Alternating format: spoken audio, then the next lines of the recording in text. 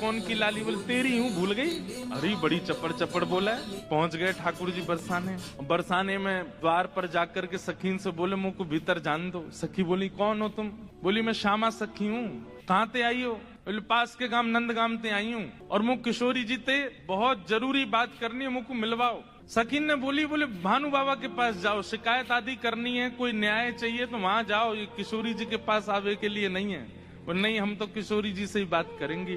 ऐसी बात है कि मैं वृषभानु जी से ना कह सकूं। सकीन ने जाकर के भीतर किशोरी जी से कही, हे लाडली जो, बाहर एक गोपी ठाड़ी है और यूं कह रही है कि वह को आपसे ही बात करनी है और आपसे बात करके कछु न्याय करानो है। किशोरी जी बोली अच्छा बुलाओ भीतर। द्वार खुले, ठाकुर जी बढ़िया चुनरी पहन करके, ये गजगामिनी सी चाल, एक तो चाल ही ठाकुर जी की टेढ़ी मेढ़ी, ऊपर से सखी बन करके और ज्यादा बनावटी चल रहे हैं तो इतने प्यारे लग रहे हैं। किशोरी जी सिंहासन पर विराज रही हैं और श्याम सुंदर भीतर आ रहे हैं। जैसे ही द्वार से भीतर आनो भयो, किशोरी जी तो कहें अरे सखी या की चाल तो देख कितनी बढ़िया है। ललिता विशाखा बोली हाँ चाल तो बढ़िया है। अरे देखियो या की कमर कैसी सुंदर, आज जैसे ठाकुर जी को देख के हो जाती है वैसी हो गई है। एक सखी को देख स्वयं पर भरोसा नहीं हो रहा है किशोरी जी को कि मैं ऐसी क्यों है रही हूँ। ठाकुर जी आके सामने खड़े है गए, उन्हें एक बनावटी सी आवाज भी बना ली ठाकुर जी ने। किशोरी जी बोली कहो सखी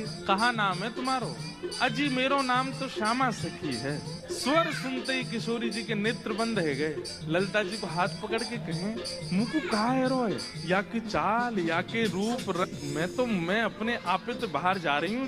ये सखी कैसी है, या की स्वर कितने सुंदर। ठाकुर जी खड़े खड़े बोले अरे श्यामा जी मुझको इतनी देर है गई खड़े खड़े, आप मेरो न्याय करोगी कि नहीं करोगी? किशोरी जी बोले अरे मैं तो ऐसे बहल गई, बताओ कहा बात है? बोले मैं आपसे आज न्याय की याचना करवे आई हूँ।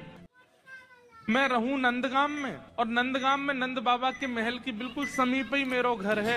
विशाखा जी बोली तो नंद बाबा के पास जाती न्याय लेवे, तुम बरसाने का आई हो? बोले वहां नहीं मिलेगा, यही मारे तो यहाँ आई हूँ। और बात इतनी गंभीर है कि मैं वृषभानु बाबा से ना कह सकूं, आप तो ही कहूंगी। किशोरी जी बोली कहो। श्यामा सखी रोने लगी ठाकुर जी रोने लगे, आंसू ने पहुंचने लगे। अरे मैं कहाँ बताऊं, कैसे मोहते कहूँ, मुझको तो लज्जा आ रही है बतावे में।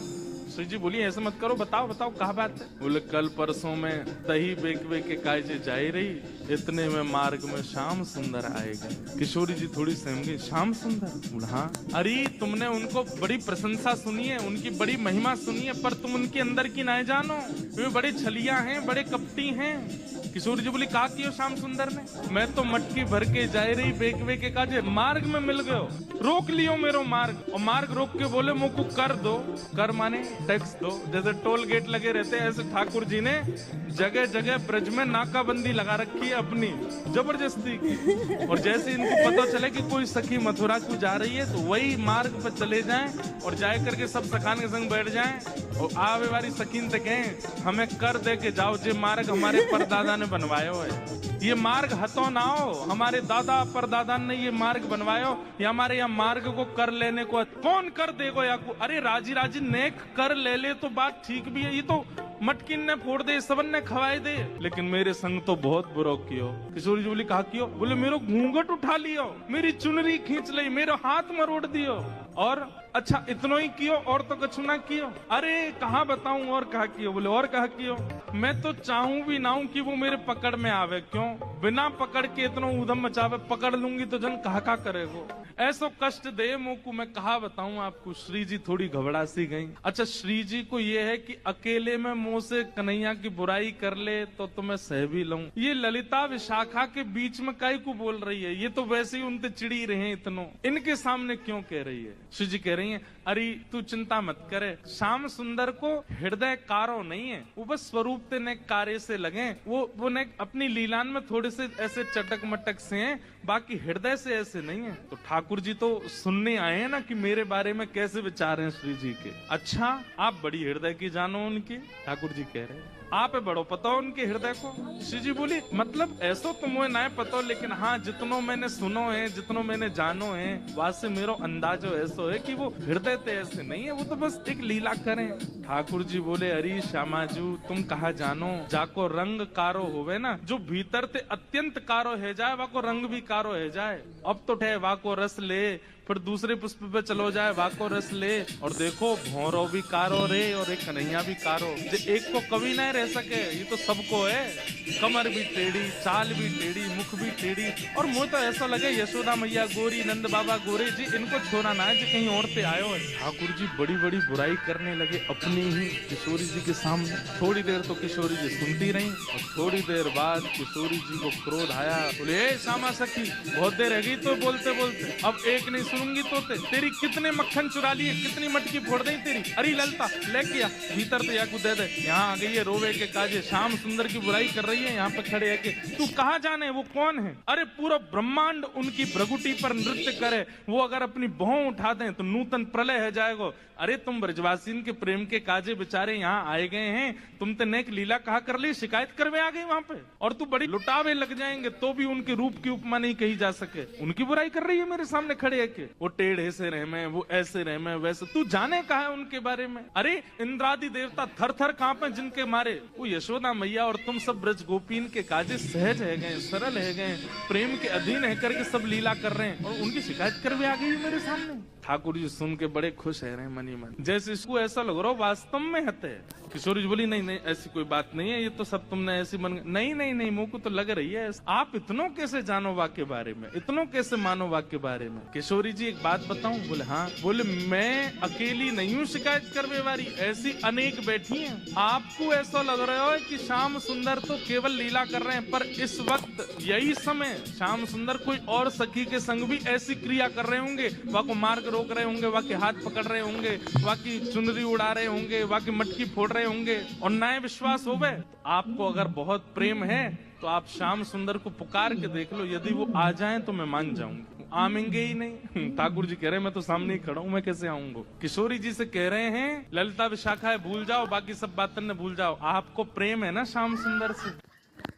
मैं आपसे शर्त लगाए के कह रही हूँ, और यदि तो जीवन भर बैठे, और जैसे ही अपने प्रियतम का स्मरण किया है, नेत्र बंद करके किशोरी जी स्मरण कर रही हैं श्याम सुंदर को, और जब कह रही हैं कि हे श्याम सुंदर मैं तो आपकी दासी हूँ, जबकि ये बात गलत है। ठाकुर जी दास मानते हैं अपने आप को किशोरी जी के चरणों का, लेकिन आज किशोरी जी ने वास्तव में तो बात यह है कि जैसे ही नेत्र बंद किए हैं किशोरी जी ने और स्मरण करना प्रारंभ किया, कहाँ है श्याम सुंदर, कहाँ है मेरे प्राणनाथ, कहाँ है मेरे जीवन धन? तो जैसे किशोरी जी ने नेत्र बंद करके स्मरण कियो तो किशोरी जी पूरे ब्रजमंडल में भ्रमण कर आई, लेकिन ठाकुर जी नहीं मिले। किशोरी जी बोली हाँ श्याम सुंदर गए कहाँ, आज मेरे प्राणनाथ गए कहाँ? और ध्यान लगा करके देखो, श्याम सुंदर किसी गिरी कुंज में तो नहीं बैठे, कहीं यमुना तट पे तो नहीं बैठे, कहीं दूर तो नहीं चले गए, दिख क्यों नहीं रहे हैं? और तभी किशोरी जी को ढूंढते ढूंढते ढूंढते दिखाई दियो बरसानो भवन। किशोरी जी कह रही है बरसानो भवन क्यों दिख रहा है? तभी किशोरी जी को दिखाई दियो अपनो ही निकुंज, ये मेरो निकुंज काई को दिखाई दे रहा है? अरे कहीं ऐसा तो नहीं श्याम सुंदर यहीं कहीं छुप करके बैठे हैं? और मन में ध्यान से देखो तो किशोरी जी को अपनो ही अंतःपुर दिखाई देने लगो। किशोरी जी बोली मेरे अंतःपुर में तो केवल ललिता है, विशाखा है, मैं हूँ और श्यामा सखी। और ध्यान लगा करके देखो तो क्षुद्र घंटिका दिखाई देने लगी जो श्यामा सखी ने पहन रखी है। किशोरी जी बोली ये क्या क्षुद्र घंटिका?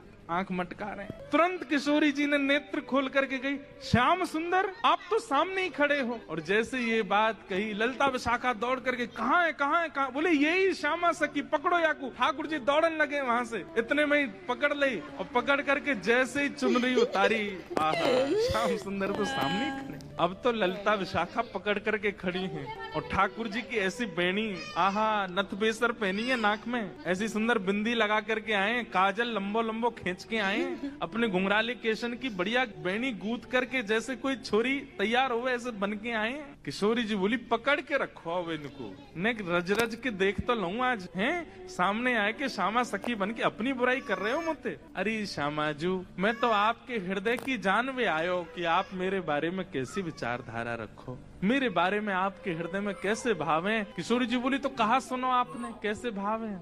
बोले मोकू ऐसा लगो करतो कि मोह से ज्यादा प्रेम कोई ना कर सके या संसार में, पर हे श्यामाजू आज आपके प्रेम के भाव पर तो मैं भी बिक गयो। आपको प्रेम तो अटूट है। अरे आप तो ऐसी हैं कि आप बैठी कहीं भी हो लेकिन आपके चिंतन में सदा मैं विराजमान रहूं। मैं कहाँ जाऊं, कहाँ करूं, कहाँ खाऊं, कहाँ पीऊं, कैसे आऊं, नहीं आपके सामने आ सकूं ऐसे। किशोरी जी को इतना अच्छा लग रहा है कि आज श्याम सुंदर घबरा रहे हैं। इतना घबरा का ही करो, यहाँ पे बैठो, बगल में बैठा। सब सखी लाई किशोरी जी के बगल में ठाकुर जी को बैठाए दियो। अब श्री जी के मन में कौतिक आयो है, अरे ललता विशाखा, ठाकुर जी को हाथ पकड़ लियो। ठाकुर जी घबरा रहे हैं, जन कहा करेंगी। नेक्स्ट सामने तो आओ ललता विशाखा। दोनों सामने आ गई और बोली, देखो हमेशा या सिंहासन पर प्रिया प्रियतम विराजमान हूँ मैं, लेकिन आज दो दो प्रिया बैठी हैं, एक श्याम प्रिया, एक गौर प्रिया। अब ये बताओ दोनों में सुंदर ज्यादा कौन लग रहा है? ये ज्यादा सुंदर लग रहे हैं या मैं ज्यादा सुंदर लग रही हूँ? लहंगा इनने भी पहनो, मैंने भी पहनी है, बेनी मैंने भी गुथी है, इनने भी गुथी है, माथे पे बिंदा मैंने भी लगाया, आंखन में काजल इनके भी, मेरे भी, सब कुछ।